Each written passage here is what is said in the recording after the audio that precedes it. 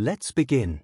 But first, don't forget to like, share, and subscribe to the Sky High Stories. The morning arrived without warmth, as if the sun itself had given up on reaching the small room where the protagonist sat awake. Silence pressed in from every corner, thick and unkind, broken only by the ticking of an old clock that seemed to mock the passing of time. Each day followed the same hopeless routine: wake, exist, endure, sleep. There was no anticipation, no sense of purpose, only survival wrapped in exhaustion. Darkness was not just the absence of light, it lived inside the walls, inside the breath drawn too slowly, inside the fear that tomorrow would feel exactly the same. Isolation had become familiar, almost comforting, because expecting nothing hurt less than hoping. Friends had drifted away, conversations faded into unanswered messages, and mirrors reflected someone barely recognizable.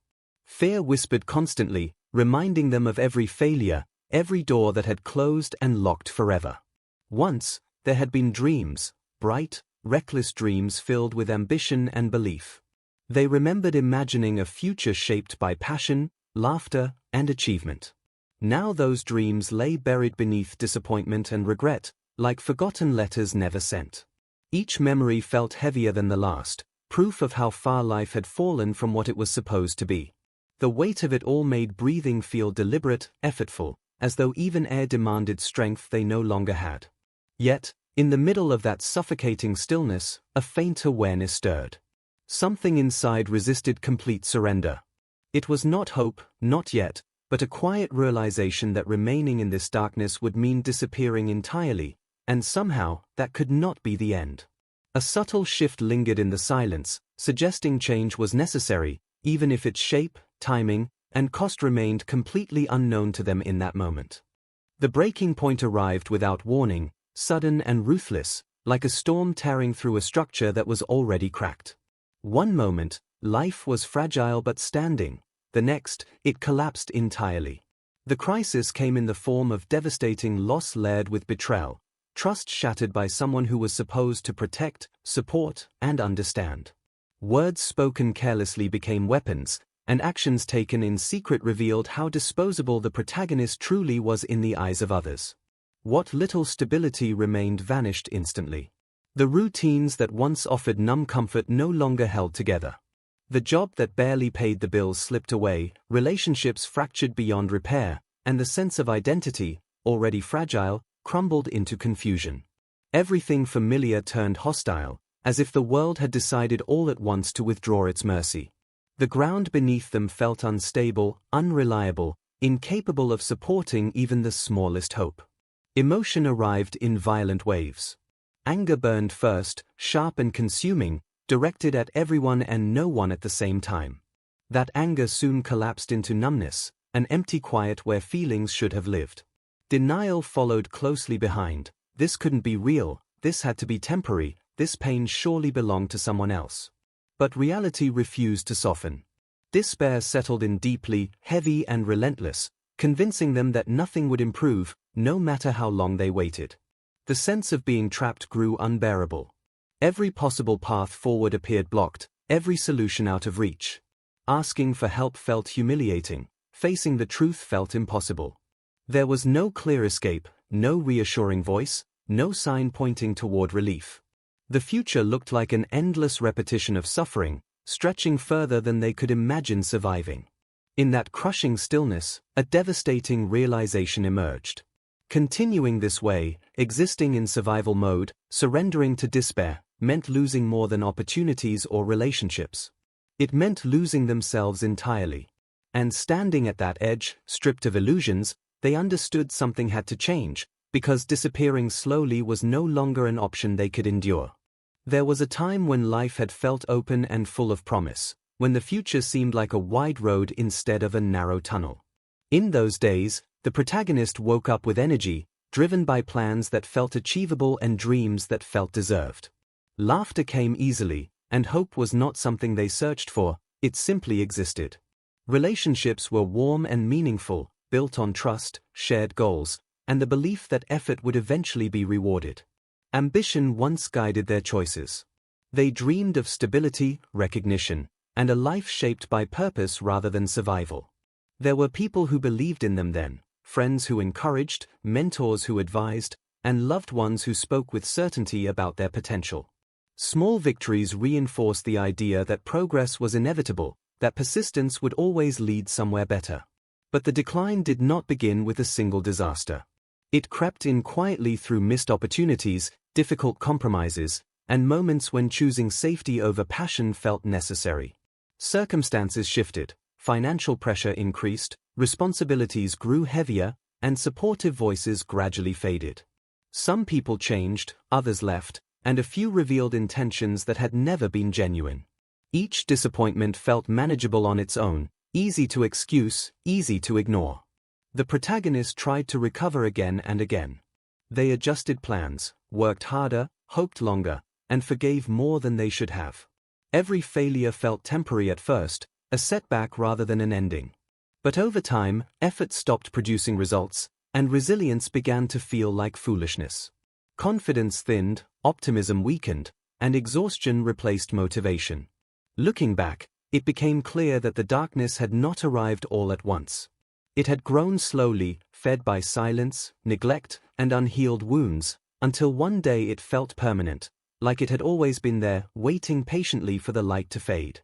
Isolation did not arrive suddenly, it unfolded quietly, disguised as self-protection. Conversations felt heavy, smiles felt forced, and eventually, withdrawing felt easier than explaining pain that no one seemed able to fix. Messages went unanswered, invitations were declined, and familiar faces slowly became distant memories. The world outside continued moving, but the protagonist chose stillness, convinced that disappearing would hurt less than being seen and misunderstood. Inside, the mind became a relentless battlefield. Self-doubt questioned every past decision, replaying mistakes with cruel precision. Guilt whispered that everything falling apart was deserved, while shame insisted they were fundamentally flawed. The fear of judgment grew louder than the desire for connection, convincing them that silence was safer than vulnerability. Even alone, there was no escape, thoughts followed relentlessly. The inner monologue never rested. Why weren't you strong enough? Why did you trust them? Why can't you fix this like everyone else does? Each question drained more energy than the last. Mental exhaustion settled in deeply, making even simple tasks feel overwhelming. Hope felt naive, almost embarrassing, something meant for people who hadn't failed this badly. Nights were the hardest. Sleep came in fragments, interrupted by spiraling thoughts and imagined conversations that would never happen. Regret replayed like a broken recording, and fear of the future made rest impossible. Mornings offered no relief. Waking up felt pointless, motivation non-existent, the body moving only out of obligation rather than desire. Gradually, a painful truth emerged. The struggle was no longer about circumstances, other people, or bad luck. The greatest enemy now lived within, shaped by fear, doubt, and unresolved pain. And until that inner conflict was faced, no external change could truly bring relief. The moment arrived quietly, so small it would have been easy to miss. It wasn't dramatic or life-changing on the surface, just an unexpected act of kindness from a stranger who had no reason to care. A few sincere words, spoken without judgment, lingered longer than they should have. For reasons the protagonist couldn't explain, those words settled somewhere deep, stirring something that had been silent for far too long. Nothing was fixed by that moment. The pain remained, the problems still waited, and the future was no clearer than before. Yet something subtle shifted. A memory surfaced, of a time when they had once believed in themselves, when setbacks didn't feel permanent. That memory hurt, but it also reminded them that a different version of life had existed once, and perhaps could again. Hope tried to enter carefully, and the protagonist resisted it immediately. Hope had betrayed them before. It had promised relief and delivered disappointment instead. Letting it in again felt dangerous, almost irresponsible. They told themselves it was meaningless, that it didn't matter, that nothing truly changed. But despite the resistance, numbness began to loosen its grip. Curiosity replaced emptiness, slowly and hesitantly. What if this isn't the end? The thought felt unfamiliar and uncomfortable, yet impossible to ignore. For the first time in a long while, they didn't immediately shut the idea down. They didn't embrace it either, they simply allowed it to exist. That night, as silence filled the room once more, the darkness felt slightly less heavy. And with a fragile, uncertain breath, the protagonist made a quiet decision, not to be hopeful, not to be brave, but simply to stay. Maybe life wasn't over yet. Change began in the smallest, almost invisible ways. The protagonist started with simple habits that seemed insignificant to others but felt monumental to them, waking up at the same time each morning, stepping outside for a few minutes of fresh air, writing thoughts down instead of letting them spiral endlessly in their mind. They attempted difficult conversations they had avoided for months, sometimes years, stumbling over words but speaking anyway. Asking for help felt unnatural and uncomfortable, yet they did it with trembling resolve, unsure whether they deserved support but exhausted from carrying everything alone. Progress, however, was never steady. For every step forward, there were moments that dragged them backward. Old fears resurfaced without warning, and familiar patterns of self-sabotage crept in quietly. Some days, motivation vanished entirely, replaced by frustration and self-criticism. There were relapses into negative thinking, days lost to doubt, and moments when it felt like all effort had been wasted. The temptation to return to numbness lingered constantly, offering the illusion of safety. Healing revealed itself to be messy and unpredictable. Good days were followed by unbearable ones. Strength one morning turned into weakness by nightfall. The protagonist learned, painfully, that recovery did not move in a straight line. It curved, collapsed, restarted, and stalled.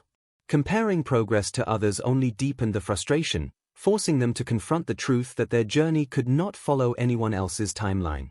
Yet, beneath the setbacks, something important remained intact. Courage showed itself not in flawless progress, but in persistence. Each time they fell back, they eventually stood up again. Each failure taught something new, even when it felt humiliating. Slowly, the definition of success changed, from winning to continuing. One evening, exhaustion weighed heavier than hope. Quitting felt easier than trying again, safer than risking disappointment. The thought of giving up lingered dangerously close.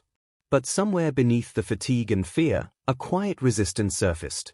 Something inside refused to surrender completely, whispering that stopping now would erase everything already endured. And that refusal, fragile but real, kept them moving forward. The moment they had avoided for so long finally arrived. There was no dramatic build-up, no perfect timing, just the quiet understanding that running was no longer an option. The protagonist stood face to face with the root of their pain, a truth buried beneath years of fear and denial. It lived in a memory they refused to revisit, a decision they regretted, and a person, perhaps even themselves, who carried more power over their emotions than they wanted to admit. The confrontation was raw and unprotected. Every emotion they had suppressed rose to the surface at once: anger that had never been expressed, sadness that had never been mourned, and fear that had dictated far too many choices. Their chests tightened as words finally formed, whether spoken aloud or whispered internally. There was no script for this moment, no guarantee of understanding or closure. Vulnerability felt dangerous, but silence felt worse. For the first time, accountability was acknowledged without excuses. They recognized where they had been hurt, and where they had hurt others. Forgiveness did not come easily, and it did not arrive all at once. Some of it was extended outward, to those who had caused pain. Some of it had to be turned inward, toward the person who had survived by shutting down rather than standing up. Acceptance followed slowly, not as approval of what happened, but as recognition that it could not be changed. The intensity of the moment was overwhelming. Tears came without restraint, breath shook, and the weight carried for so long finally began to crack. There was no instant joy, no sudden sense of victory. But when the emotional storm passed, something unfamiliar remained. It was relief. Heavy, quiet, grounding relief. The kind that comes not from fixing everything, but from finally telling the truth, and no longer running from it. The transformation did not announce itself loudly. It unfolded quietly, almost unnoticed at first, through subtle shifts in thought and behavior. The protagonist began carrying themselves differently, standing a little straighter, speaking with more intention, choosing silence when boundaries were needed and honesty when it mattered most. Confidence no longer came from validation or approval, but from clarity about who they were becoming and what they would no longer tolerate. Life circumstances started to improve, though not in miraculous or dramatic ways. Stability replaced chaos in small doses. There were better days at work, healthier routines, and moments of peace that felt earned rather than accidental. Problems still existed, but they no longer felt overwhelming. The protagonist had learned how to pause, assess, and respond instead of reacting from fear. Progress was modest, realistic, and deeply grounding. Interestingly, others noticed the change before the protagonist fully recognized it. Friends commented on their calmness, their strength, their presence. Conversations felt lighter, more honest. The way people responded began to shift, reflecting the internal growth that had already taken root. Hearing these observations felt strange, almost undeserved, because the past still lingered vividly in their mind. What became clear over time was that growth did not mean becoming unscarred. The scars remained, visible reminders of pain, loss, and survival. But instead of symbols of weakness, they had become proof of endurance. Each scar carried a lesson, each wound a piece of hard-earned wisdom. In moments of reflection, the protagonist finally understood something powerful. The strength they now carried had not been discovered in success or comfort. It had been built patiently, painfully, in the darkest moments when giving up felt easiest. And that realization changed everything. With time, the protagonist discovered that the story of their suffering held power beyond personal healing. They began to use their experience to help others, offering guidance, listening without judgment, or simply showing that survival was possible even when life felt unbearable. Their words carried authenticity, shaped by real pain and real struggle, and those who listened found comfort, courage, and a sense of hope they had long forgotten. Through these connections, the protagonist reflected on the lessons their journey had taught. Resilience was no longer an abstract idea but a skill honed in the fire of adversity. Patience revealed itself as a quiet strength, cultivated through countless setbacks and moments of frustration. Self-worth was reclaimed, not through validation from others, but through the recognition that enduring hardship without losing oneself was a victory in itself. Gratitude followed, not for the suffering endured, but for the survival it had made possible. Life, fragile and unpredictable, had given them the opportunity to stand tall despite everything. Pain, they realized, could be transformed into purpose. Every scar, every sleepless night, every moment of despair had the potential to inspire growth in themselves and others. Suffering was no longer meaningless, it had become a bridge between experience and understanding, between despair and action. And in this quiet transformation, pride emerged. Not the pride of arrogance or superiority, but the subtle, steady pride of someone who had faced darkness, endured, and found a way to bring light, not only to themselves but to those around them. This was strength tempered by empathy, courage refined by hardship, and purpose born from the deepest wounds. The morning arrived differently this time. Sunlight poured gently through the window, warming the room in a way that once seemed impossible. Silence remained, but it no longer pressed or suffocated. It felt calm, soft, and full of possibility. The protagonist sat upright, breathing deeply, aware of the stillness but no longer trapped by it. Life had not magically solved itself, challenges remained, and uncertainty lingered, but the weight of despair had lifted enough to allow space for clarity, for choice, and for quiet peace. Where once every movement had been mechanical, now there was intention. Each step, each word, each decision carried awareness.